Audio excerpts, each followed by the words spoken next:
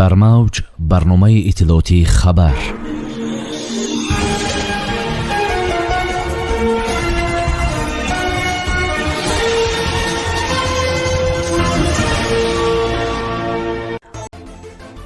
دوستیро حفظ و تحکیم باید کرد. ملاقات وزیران تاجیک و قرغیز در دوشنبه. میلیسا دزدی و غارتگری را در بازارها آشکار کرده است. صدمه مرگبار در راه دوشنبه چناق ماشین حامل 3 کودک چپه شد. فرانسه را موج پنجم کرونا ویروس فرا گرفت. ترکش مدهش در بینای استقامتی در مخچکلا. ازبکستان با استحصال ماشین های زرهپوش ساخت خودی شروع کرد. سیراجدین محریدین وزیر کارهای خارجه تاجیکستان با همتای قرغیزش روسلان کازاکبویف گسترش همکاری ها را بررسی کرد. کازاکبویف که برای اشتراک در مکالمه وزیران کارهای خارجه کشورهای آسیای مرکزی و اتحاد اروپا در شهر دوشنبه قرار دارد، با همتای تاجیکش وضع فعلی و دورنمای مناسبات دوجانبه را بررسی نمود. طبق اطلاع وزارت کارهای خارجه تاجیکستان، علامتگذاری مرز از موضوعهای محوری ملاقات سیراجدین محریدین و روسلان کازاکبویف بود. منبع افزود که در مسائل مرزی وزیران کارهای خارجی از پیشرفت در کار گروه‌های توپوگرافی دو کشور یادآور شدند. سیراجدین محریدین اظهار داشت که تاجیکستان قطعاً جانبداری حل مسالمت آمیز تمامی مسائل مرزی با نظرداشت منافع ملی دو کشور میباشد. برای تحکیم مناسبات دو کشور قرار شده است که آینده نزدیک مکالمه بین اداروی در سطح نایبان وزیران کارهای خارجی گذرانده شود. وزارت کارهای خارجی تاجیکستان میگوید در آخر ملاقات وزیران مهم خواندند که دوستی و همسایه‌داری بسیار عصر میان دو کشور حفظ و تحکیم بخشیده شود.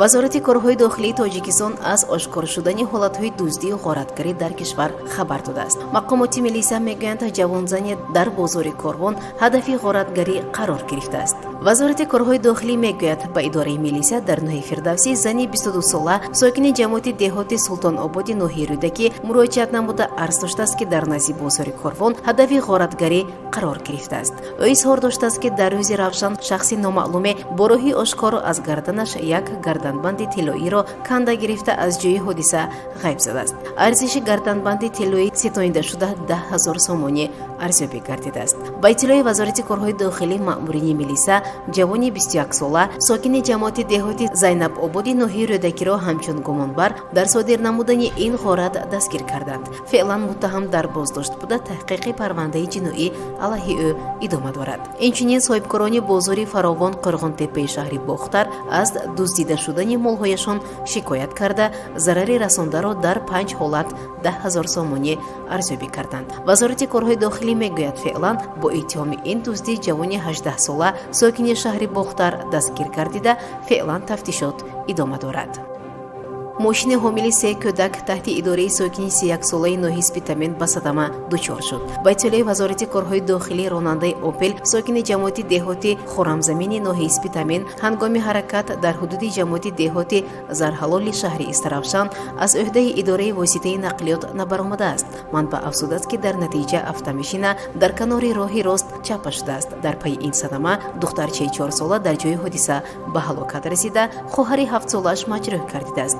با اطلاع وزارت کارهای داخلی، خواهران ساکن جماعت دهاتی خرمزمینی نوحه سپیتامین بودند. با اطلاع مقامات کارهای داخلی، کودک دیگر که در این صدمه مجروح گردیده فعلا در بیمارخانه بستری است. پسرچه 10 ساله از شهرک گلستانی نوحه ظفرآباد میباشد. وزارت کارهای داخلی تاکید نمود که فعلا از روی این حادثه تحقیقات ادامه دارد.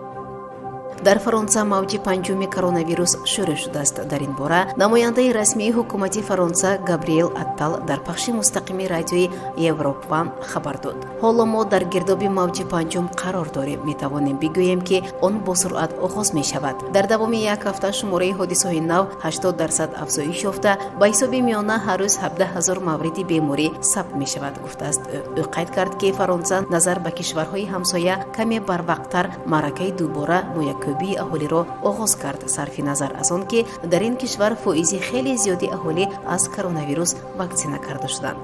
Атал гуфт, мақомот риояи меъёрҳои беҳдоштиро воситаи асосии пешгирии пандемия медонанд ва қайд кард ки ба шарофати ӯ то ҳол дар кишвар маҳдудиятҳои сахттар ҷорӣ нашудааст. Тибқи маълумоти охирини мақомот, дар Фаронса дар як рӯзи гузашта 22,6 ҳазор ҳолати нави сирояти коронавирус ошкор шудааст, дар ҳоле ки аз оғози эпидемия дасти кам 7,4 миллион нафар ба ин дард гирифтор шудааст.